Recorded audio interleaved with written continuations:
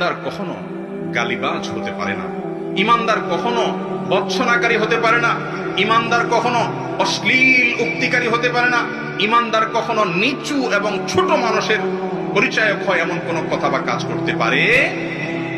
যারা সোশ্যাল মিডিয়াতে অ্যাক্টিভ আছে, একজন নাস্তিক হয়তো তিনি আমার আল্লাহকে গালি দিয়েছেন, আপনি কমেন্ট বক্সে গিয়ে তার 14 গোষ্ঠী এবং তার সব কিছুর নাম ধরে গালি দিয়ে একেবারে তার গোসল ফরজ করে দিয়ে আসবেন।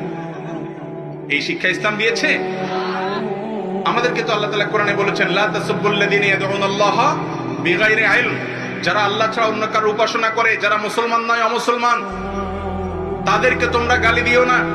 যদি তোমরা গালি দাও তাহলে তারা তোমাদের আল্লাহকে গালি দিবে, সমাজ অশান্ত হবে, বিশৃঙ্খল হবে। তারা গালি দেখ, তুমি দিও না। সে তার জাতের পরিচয় দিয়েছে, তুমি একজন মুসলিম, তুমি সম্ভ্রান্ত, তুমি তোমার জাতের পরিচয় দাও। পারলে সুন্দর করে যুক্তি দিয়ে তাকে বোঝাও